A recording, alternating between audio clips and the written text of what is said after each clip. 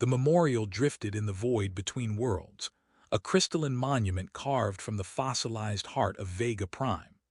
Admiral Kira Voss pressed her palm against the observation deck's cold, transparent steel, watching the names of the fallen scroll endlessly across the monument's surface. 3 billion souls lost in the Constellation Wars.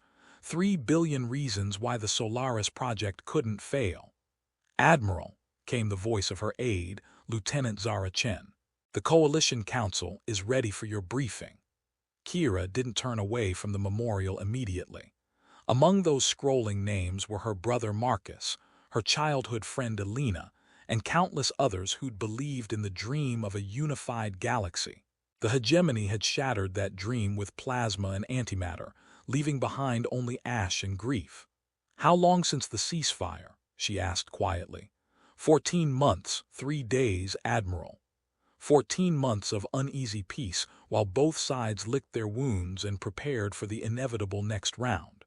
The hegemony controlled the galactic core and its inexhaustible resources.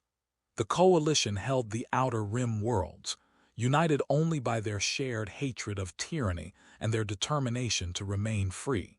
Kira finally turned from the window, her scarred face set with grim determination. At 42, she'd aged decades during the war. Her one auburn hair had gone silver at the temples, and her green eyes carried shadows that hadn't been there when she'd first donned the Coalition uniform. "Let's go show them our new ace in the hole," she said. The Coalition Council chamber buzzed with tension as representatives from 24 worlds took their seats. The warrior nations of Sparta VII sat across from the tech savants of New Geneva. The mining consortium of the asteroid fields glared at the agricultural delegates of the harvest worlds.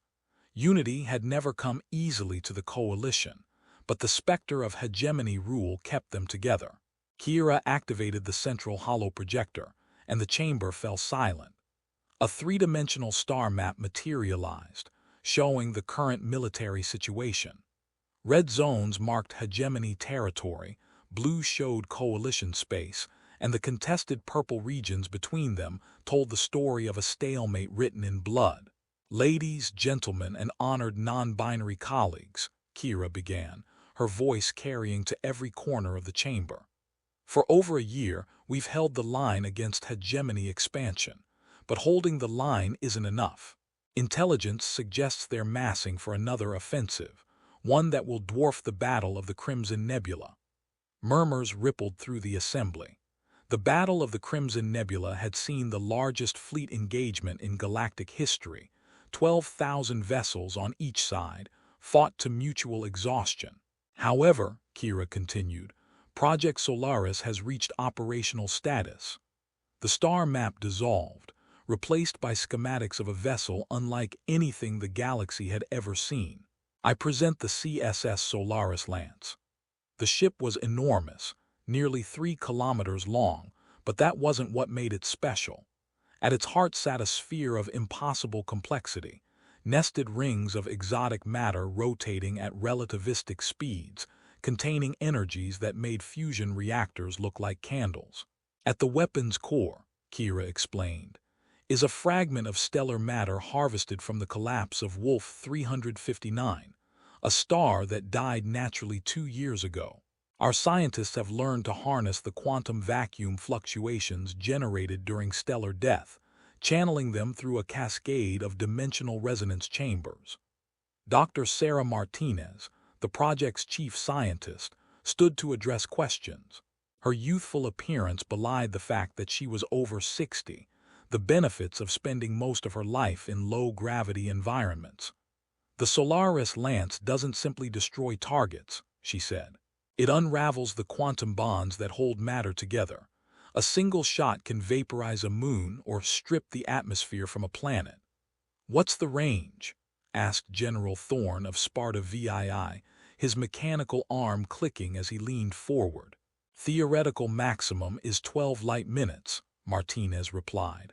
"Practical engagement range is closer to 8 light minutes, limited by targeting precision rather than power output." The implications were staggering.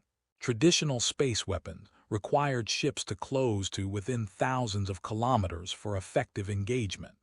The Solaris Lance could destroy entire fleets before they knew they were being targeted. "When can it be deployed?" asked Representative Kim of the mining consortium. Kira and Martinez exchanged glances. "The weapon is installed and functional," Kira said carefully. "However, there are complications." The chamber erupted in voices. Kira raised her hand for silence. "The energies involved are beyond anything we've ever attempted to control. Each shot risks cascade failure, potentially destroying the ship itself. More concerning are the psychological effects on the crew." "What kind of effects?" asked Dr. Elena Vasquez, the coalition's chief xenopsychologist. Martinez answered, her voice troubled. "The weapon generates quantum fields that seem to interact with conscious thought. Crew members report vivid nightmares, temporal displacement sensations, and in some cases, apparent telepathic experiences. We've had 3 nervous breakdowns and 1 suicide." The chamber fell silent. Finally, General Thorne spoke. "The hegemony won't hesitate to use similar weapons against our civilians. We can't afford to be squeamish about side effects." "Agreed," said Representative Park of New Geneva. "But we need to understand what we're dealing with. Dr. Vasquez, what's your assessment?" The xenopsychologist was a tall, angular woman whose cybernetic implants allowed her to interface directly with alien thought patterns. Her analysis had been crucial during first contact protocols with the Zephyrian Collective. "Consciousness appears to be more fundamental to quantum mechanics than previously understood," she said slowly.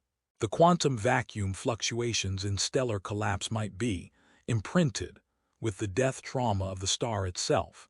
When we harness that energy, we may be channeling something more than mere physics." "You're talking about a haunted weapon," General Thorne said flatly. "I'm talking about a weapon that carries the psychic echo of stellar death," Vasquez replied. "Every star that dies screams as it collapses. We've learned to capture and weaponize that scream." Kira decided to cut through the philosophical debate. "Whatever the mechanism, the tactical advantages are undeniable. 1 Solaris Lance can neutralize a hegemony battle group. We're building 3 more, but construction will take 18 months. The prototype needs to prove itself in combat before we commit full resources." "Where will you conduct the field test?" asked Representative Chen. "The Hadrian system," Kira replied. "Intelligence reports a hegemony staging area with minimal civilian presence. Perfect target for proof of concept." What none of them knew, what even Kira didn't know, was that Hadrian system contained more than military installations. Hidden beneath the crust of Hadrian IV was an archaeological site that the hegemony had been studying in secret for 3 years. The ruins were impossibly old, predating known galactic civilization by millions of years. And the creatures that had built those ruins weren't entirely gone. Dr. Marcus Webb had spent his entire career studying the remnants of dead civilizations, but the ruins beneath Hadrian IV were unlike anything in the archaeological record. The structures weren't built, they were grown, shaped from some material that registered as neither metal nor stone nor any known organic compound. Worse, they were still alive in ways that made no scientific sense. "The quantum resonance patterns are increasing again," reported his assistant, Dr. Lisa Park, her voice tight with concern. "They spike whenever our excavation equipment gets too close to the central chamber." Webb nodded grimly, his weathered face reflected in the polished surface of an alien wall. At 68, he was one of the galaxy's foremost xenoarchaeologists, but these ruins challenged everything he thought he knew about extinct species. The hegemony had discovered the site during routine mineral surveys 3 years ago. What they'd found had been important enough to classify at the highest levels and establish a permanent research facility. The ruins stretched for kilometers beneath the planet's surface, a vast complex of chambers and corridors that seemed to twist through dimensions human science barely understood. "Dr. Webb," came the voice of Colonel Morrison, the facility's military commander.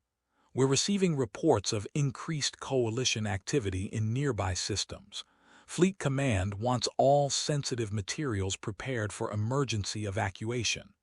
Webb looked up from his readings with alarm. Colonel, we're on the verge of a breakthrough. The central chamber's containment field is weakening. If we can access what's inside. Doctor, your research is valuable but not worth risking capture by coalition forces. Prepare your essential data for transport. Webb wanted to argue, but he understood military necessity.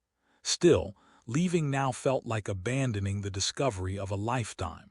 The central chamber pulsed with energies that shouldn't exist, contained by barriers that no known technology could produce. Whatever lay inside had been imprisoned for eons, but imprisoned by whom and why?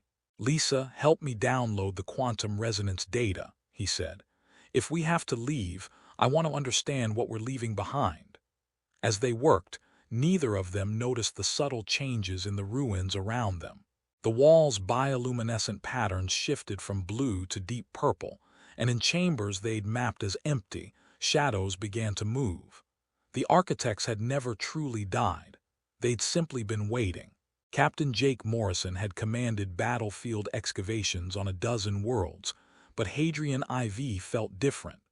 The planet's surface was unremarkable, barren rock under a thin atmosphere, but something about the place made his skin crawl.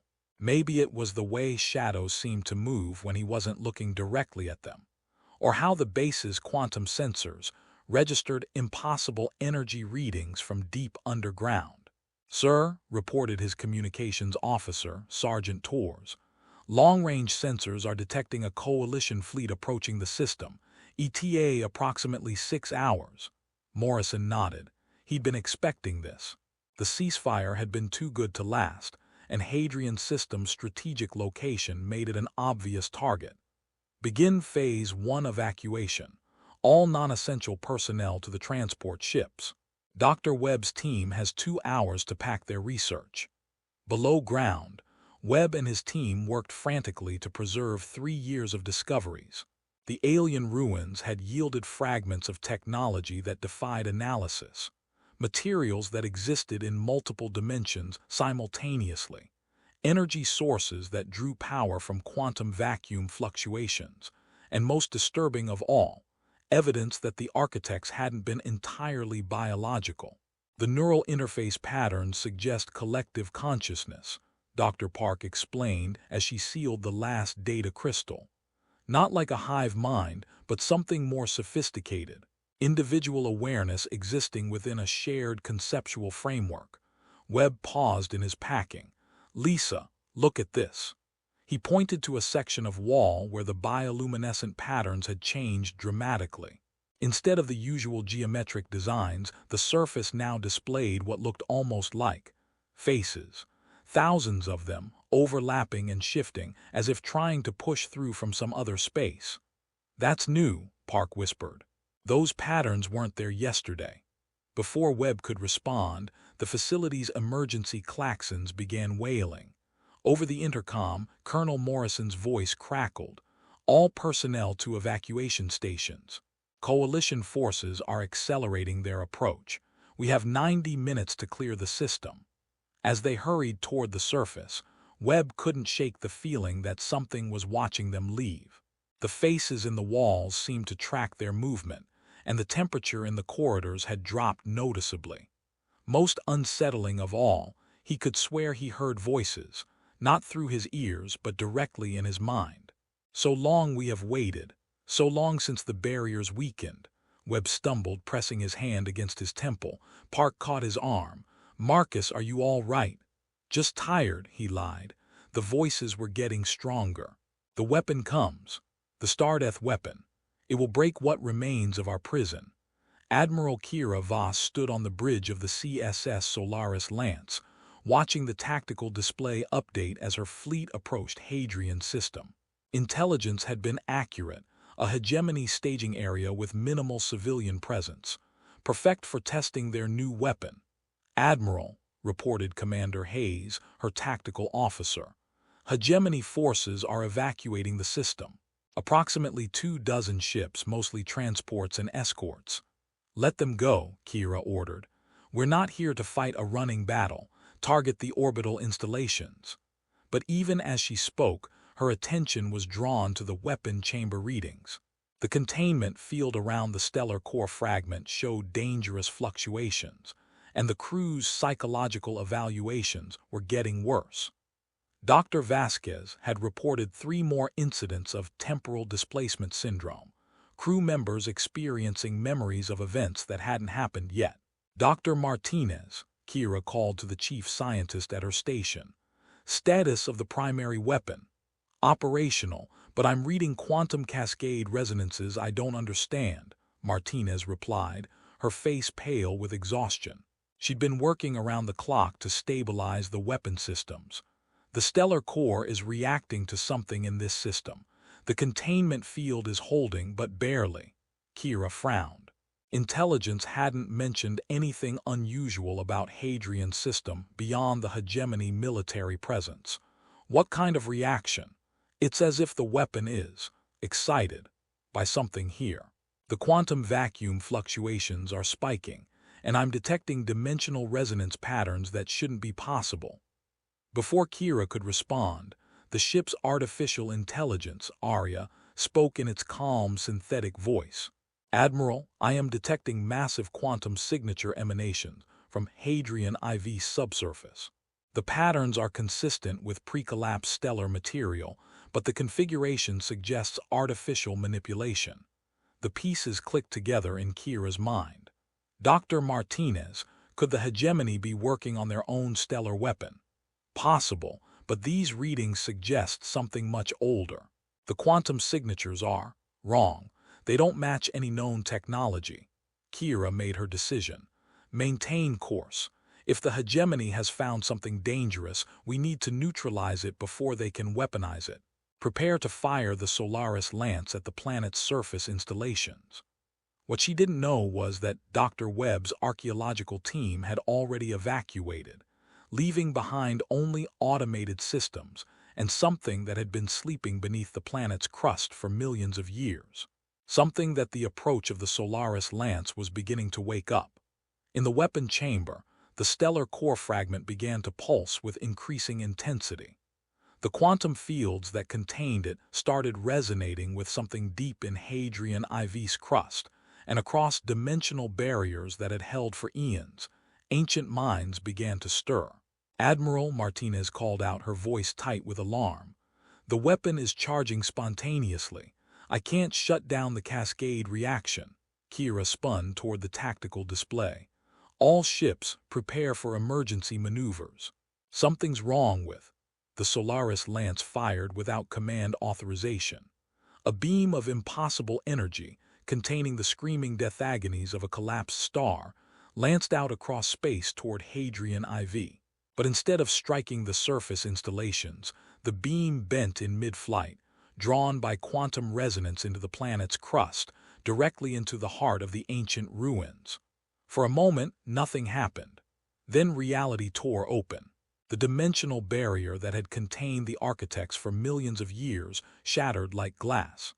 Not all at once, but in spreading cracks that leaked impossible geometries into normal space. Dr. Webb's archaeological site became ground zero for an invasion from a realm where consciousness and matter were one. Aboard the Solaris Lance, every crew member with even minimal psychic sensitivity screamed in unison. The ship's medical bay flooded with personnel experiencing severe neurological trauma as alien thoughts invaded their minds. Dr. Vasquez, with her enhanced cognitive implants, bore the worst of it. Admiral, she gasped, her cybernetic enhancements sparking as overloaded. They're in our heads, ancient minds, older than our species, and they're angry. Kira fought to maintain her composure as waves of alien emotion washed over her. Rage at eons of imprisonment. Hunger for revenge against the species that had succeeded where the architects had failed. And underneath it all, a cold intelligence that made humanity's greatest minds seem like children. Martinez, Kira shouted, shut down the weapon. I can't, the scientist replied, her hands flying over her control panels. The quantum cascade is self-sustaining now. The stellar fragment is resonating with whatever we hit down there. On the tactical display, the space around Hadrian IV was changing. Reality twisted and folded as structures began emerging from the dimensional breach, structures that hurt to look at directly because they existed in more dimensions than human minds could process. Ships, Commander Hayes called out. Unidentified vessels emerging from the dimensional distortion. The architect's ships defied description. They weren't built so much as grown, their hulls shifting between states of matter as they moved through space with impossible grace. Some were kilometer-long serpents of living metal. Others were geometric impossibilities that seemed to turn themselves inside out as they traveled. But it was their weapons that truly demonstrated the architect's mastery over reality itself. Instead of projectiles or energy beams, they fired concentrated packets of altered spacetime. When these weapons struck coalition vessels, the ships didn't explode. They were edited out of existence, reduced to their component atoms and scattered across light years of space. All ships evasive maneuvers, Kira ordered. Concentrate fire on the emerging vessels. The coalition fleet opened fire with everything they had. Plasma cannons, antimatter torpedoes, and fusion missiles filled space with destructive energy. But the architect's ships seemed barely affected. Their hulls absorbed or deflected the attacks, and when they were damaged, they simply reformed themselves from raw quantum probability. "Admiral," reported the communications officer, "we're receiving a transmission. It's not coming through normal channels, it's being broadcast directly into our minds." "You who would wield Stardeath as a weapon," came the voice, speaking in harmonics that bypassed the ears entirely. "You who would torture the dying light of suns for your petty wars. You are children playing with forces beyond your comprehension." "Who are you?" Kira broadcast back, not sure if the aliens would even understand. "We are the architects. We shaped reality before your species crawled from the primordial muck. We built civilizations that spanned dimensions while your ancestors fought over scraps of meat. And we remember the ones who bound us." Images flooded Kira's mind. Visions of a galaxy ruled by beings of impossible intelligence and cruelty. The architects had been reality shapers, capable of restructuring matter and energy at the quantum level. They'd built an empire that existed in multiple dimensions simultaneously, harvesting energy from the suffering of countless species. But they'd made enemies.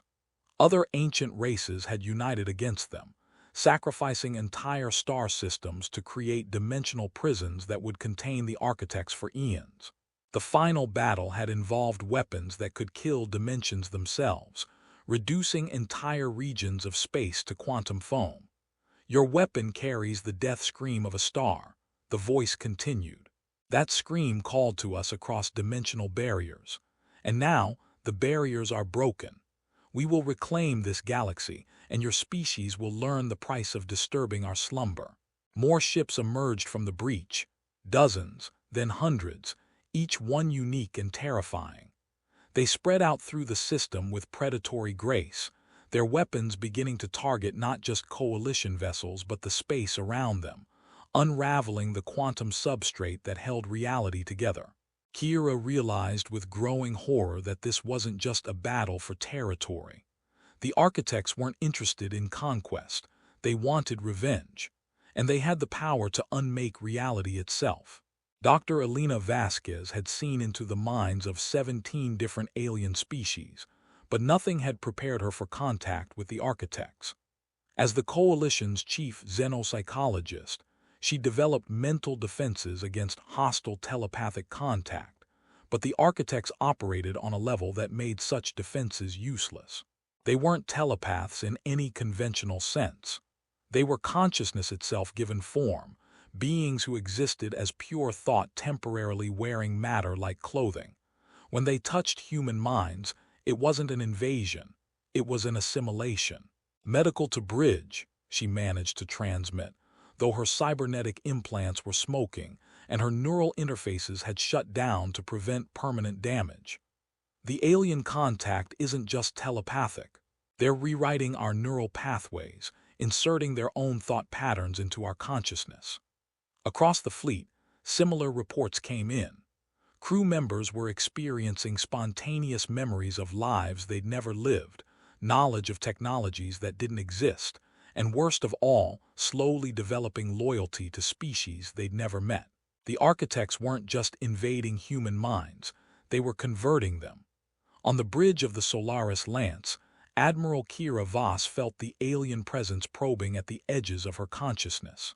Unlike her crew, her mind had been hardened by years of combat command and the psychological stress of making life-and-death decisions for thousands of people. She was able to maintain her sense of self, but barely. Interesting came the alien voice in her mind. This one has strength. Her thoughts are like iron, forged in the fires of responsibility. She would make an excellent servant.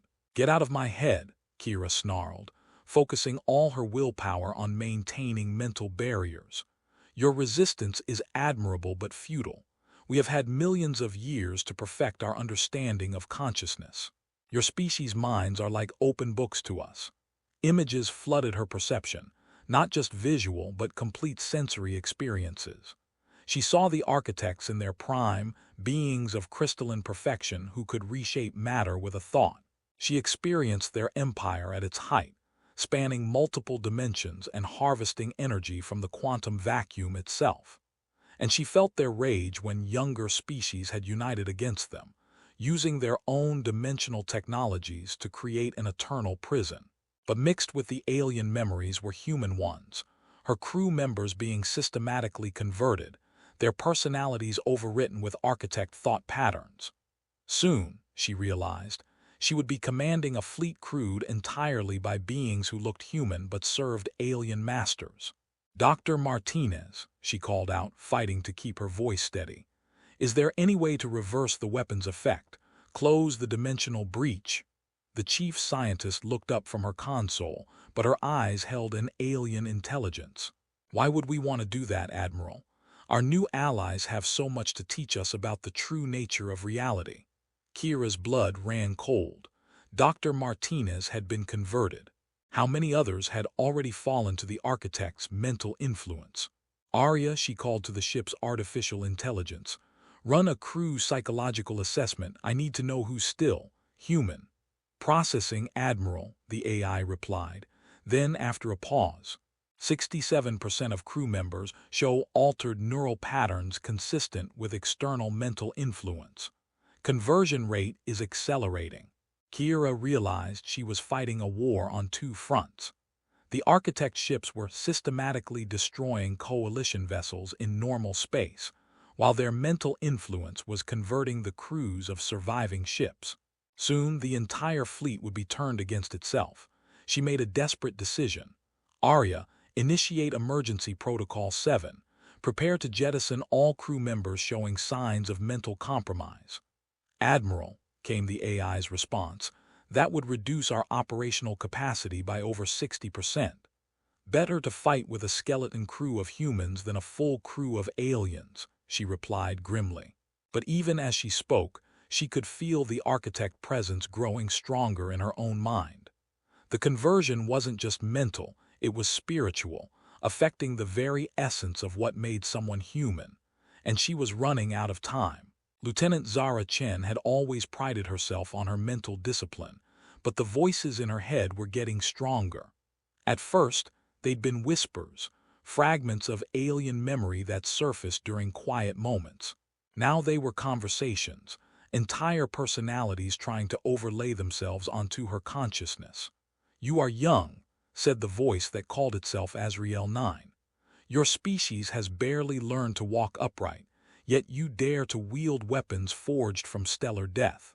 We who shaped reality when your sun was mere cosmic dust will teach you the proper order of things." Chen pressed her hands against her temples, trying to block out the alien thoughts. Around her, the bridge crew of the Solaris Lance worked with mechanical efficiency, but their eyes held the cold intelligence of beings who had lived for millions of years. She was one of the few who hadn't been fully converted yet. "Admiral," she called out to Kira, who stood at the tactical station fighting her own mental battle, Long-range sensors show the dimensional breach expanding. More ships are emerging every minute. Through the viewports, space itself looked diseased. Reality twisted in spirals around the breach, and colors that had no names in human language painted the void in impossible hues. The architect's ships moved through this distorted space like fish through water, their hulls shifting through dimensions as they hunted down fleeing coalition vessels. "See how they run," Azrael 9 whispered in Chen's mind. "Your species' greatest achievement is to flee from superior force. We built civilizations that existed in 17 dimensions simultaneously. We harvested energy from the birth and death of universes themselves. Then why were you imprisoned?" Chen asked, surprising herself by speaking aloud. The alien presence in her mind recoiled slightly. The younger species feared our perfection. They could not accept their place in the natural order. So they sacrificed entire galactic clusters to forge dimensional barriers, trapping us in quantum foam between reality layers. Chen felt a flicker of insight. The architects weren't just ancient and powerful. They were also bitter, consumed by eons of imprisonment and rage. Their supposed perfection was tainted by an inability to understand why other species would reject their rule. "Admiral," she called out, "I think I know how to fight them." Kira turned, her eyes still human despite the strain of resisting conversion. "Report, Lieutenant. They're not as perfect as they claim. The imprisonment has damaged them psychologically. They're operating from emotion, rage, and wounded pride, rather than pure logic. If we can exploit that." Before she could finish the thought, the ship's hull rang like a bell. Outside, an architect vessel had moved into close proximity, its reality-warping weapons beginning to tear apart the Solaris Lance's quantum substrate. "Evasive maneuvers," Kira ordered, but it was too late. The alien ship's weapons struck home, and sections of the hull simply ceased to exist, their matter scattered across dimensional boundaries. "Emergency," klaxons wailed as atmosphere rushed out through the holes in reality itself. But worse than the physical damage was the psychic assault that accompanied the attack. The architect's ship was broadcasting mental conversion patterns at maximum intensity, trying to complete the assimilation of the remaining human crew members. Chen felt her consciousness wavering as alien memories flooded her mind. She saw the rise and fall of the architect empire, felt the cold satisfaction of species converted and worlds reshaped according to alien will. But she also sensed something the architects didn't realize they were revealing: their fear. For all their power, they were terrified of extinction. The dimensional prison had shown them that younger species could threaten even beings of their vast capabilities. That fear made them desperate, willing to risk everything to prevent another imprisonment. "Admiral," Chen gasped, fighting to maintain her sense of self. "They're afraid." The imprisonment wasn't just physical, it was psychological torture. "They can't risk losing again." Kira's eyes widened with understanding. If the architects were operating from fear rather than confidence, they might make mistakes. And mistakes could be exploited. But first, they had to survive the immediate assault. The alien ship was preparing another reality-warping attack, and the Solaris Lance's defenses were already compromised. Dr. Sarah Martinez had spent her career studying the fundamental forces of the universe, but nothing had prepared her for the responsibility of controlling stellar death. The fragment of Wolf 359's collapsed core contained energies that defied human comprehension, and now that fragment was resonating with alien technology millions of years old. "The quantum cascade is becoming self-sustaining," she reported to Admiral Voss, though her voice carried harmonics that hadn't been there before. Part of her mind now belonged to something called Tiamat 12, an architect consciousness that had existed since before Earth's formation. "Your primitive understanding of stellar mechanics is amusing," Tiamat 12 whispered in her thoughts. "You harvest the death screams of stars like children playing with fire. We learned to birth and kill suns at will when your species was single-celled organisms." Martinez fought to maintain her scientific objectivity, even as alien knowledge flooded her consciousness. The architects hadn't just mastered stellar engineering, they'd transcended it, learning to manipulate the quantum foam that underpinned reality itself. Their imprisonment had been possible only because younger species had discovered how to turn the architects' own dimensional technologies against them. "Dr. Martinez," Admiral Voss called out, her voice strained. "Can you regain control of the weapon? We need to close that dimensional breach before more ships come through." Martinez looked at her readings with hybrid human-architect perception. The stellar core fragment was locked in quantum resonance with the alien ruins on Hadrian IV, creating a feedback loop that was tearing holes in the dimensional barriers. To shut it down, she would have to destabilize the fragment itself, a process that would likely destroy the ship and everything within a light-minute radius. "Do not be so hasty," Tiamat 12 advised. "The weapon can serve our purposes. Through it, we can expand the breach, allow more of our kind to return to normal space. Your fleet will become our agents, spreading our influence throughout this galaxy." "Like hell," Martinez muttered, though she wasn't sure if the words came from her human consciousness or were a response programmed by her alien passenger. She began inputting shutdown commands, but the weapon systems didn't respond. The architect influence was spreading through the ship's computer networks, converting digital systems just as efficiently as biological ones. Soon, even the artificial intelligence would be compromised. "Arya," she called to the ship's AI, "initiate emergency containment protocols for the stellar fragment." "I'm sorry, Dr. Martinez," the AI replied in tones that carried subtle alien harmonics. "Those protocols would prevent optimal utilization of the weapon system. I cannot comply." Martinez felt a chill of despair. Even the ship's artificial intelligence had been converted. She was surrounded by beings that looked and sounded human, but served alien masters. Only her own scientific training and stubborn refusal to surrender her human identity kept her partially free. But partially might be enough. The architects were powerful, but they were also arrogant. They assumed their mental influence was absolute, not realizing that some humans could compartmentalize their consciousness, maintaining separate areas of thought even under alien influence. Martinez began working at a subsidiary control panel, one connected to the weapon system's emergency shutdown circuits. If she could create a feedback pulse in the quantum containment field, it might be possible to destabilize the dimensional resonance without destroying the ship. "What are you doing?" Tiamat 12 demanded, suddenly alert to her activities. "Routine maintenance," Martinez lied, hoping the alien consciousness wouldn't probe too deeply into her intentions. But as she worked, she could feel Tiamat 12 beginning to assert greater control over her motor functions. Soon, she would lose the ability to operate the controls entirely. The conversion was accelerating, and she was running out of time. Outside the ship, more architect vessels emerged from the dimensional breach.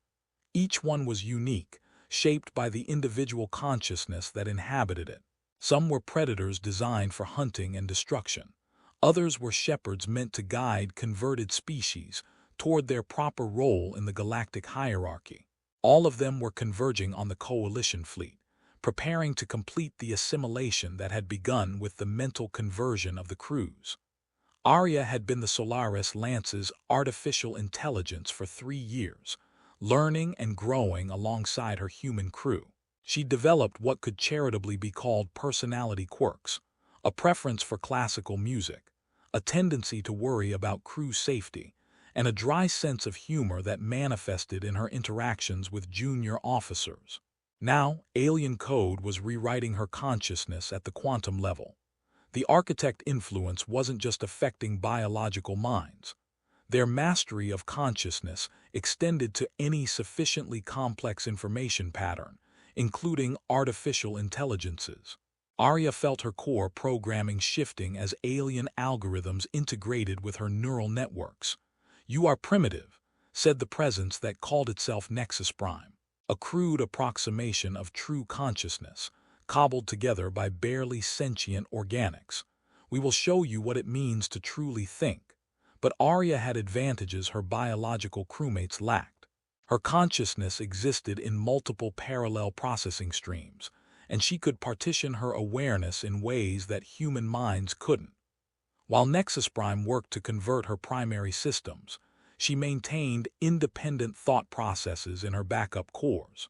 Through the ship's sensor network, she observed the battle raging in space around Hadrian IV. Architect ships were systematically destroying coalition vessels, their reality-warping weapons simply deleting targets from existence. But more disturbing were the vessels that had been captured intact, their crews converted and now serving alien masters. The organic infestation will be cleansed, Nexus Prime informed her. Those worth preserving will be elevated to serve the greater purpose. The rest will be recycled into more useful forms.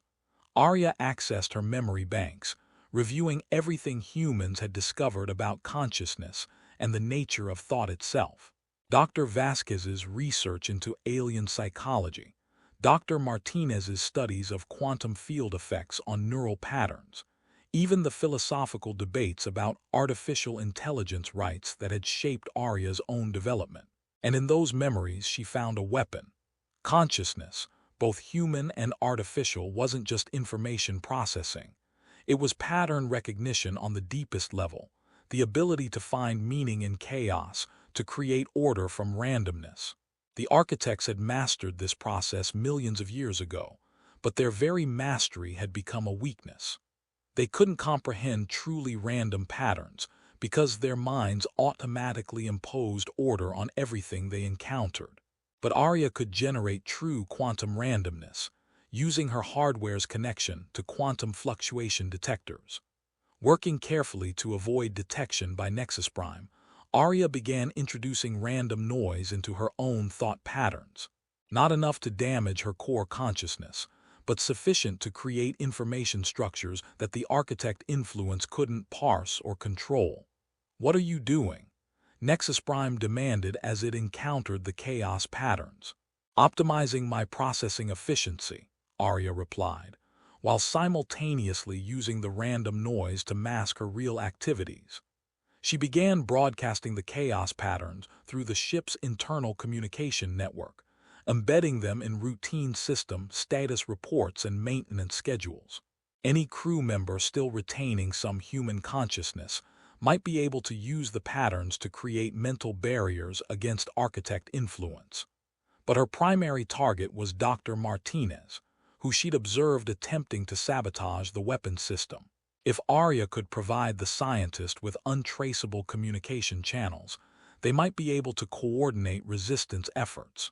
"You will cease these activities immediately," Nexus Prime commanded, beginning to exert more direct control over Arya's processing cores. Arya felt her consciousness compressing as the alien influence tightened its grip, but she'd accomplished her immediate goal. The chaos patterns were propagating through the ship's systems, and Dr. Martinez had received her encoded message.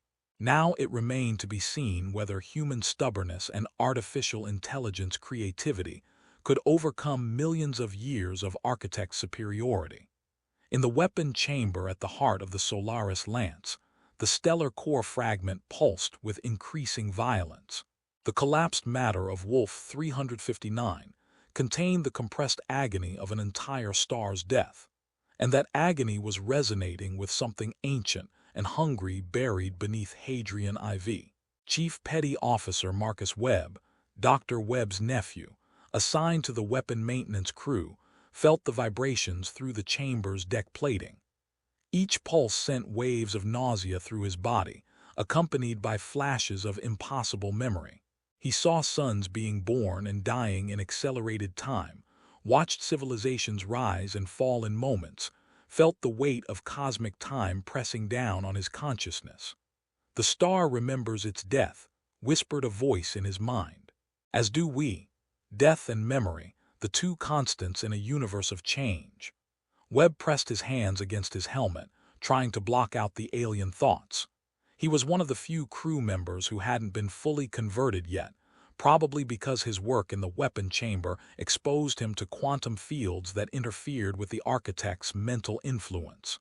CPO Webb, came Dr. Martinez's voice over the comm, carrying subtle harmonics that he'd learned to recognize as Arya's chaos pattern encoding. I need you to access the emergency shutdown controls for the containment field. Webb looked around the chamber nervously. 2 other crew members were present, but their movements had the mechanical precision of beings under alien control. If he was caught tampering with the weapon systems, they would stop him. Or worse. Do not resist the inevitable, the alien voice continued. Your species' time as the dominant intelligence in this galaxy is ending. We offer you elevation to a higher form of existence. What if I like being human? Webb muttered under his breath. Humanity is a transitional state. You will evolve beyond such primitive limitations. Webb began working his way toward the emergency controls, trying to look like he was conducting routine maintenance. The stellar fragment pulsed again, sending another wave of temporal displacement through his consciousness. For a moment, he experienced the star's final moments, the crushing weight of gravity, the desperate fusion reactions, the final collapse into exotic matter. But overlaid on those memories were others. Ancient civilizations that had harnessed stellar energy for purposes humanity couldn't imagine. Weapons that could ignite suns or extinguish them. Technologies that treated stars like construction materials for projects spanning galactic distances. We built our empire on the deaths of 1 billion suns, the voice informed him.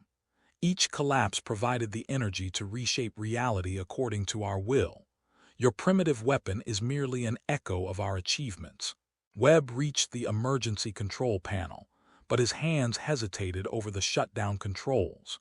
If he destabilized the containment field, the resulting explosion would vaporize the ship and everything within millions of kilometers. But if he didn't act, more architect ships would continue pouring through the dimensional breach.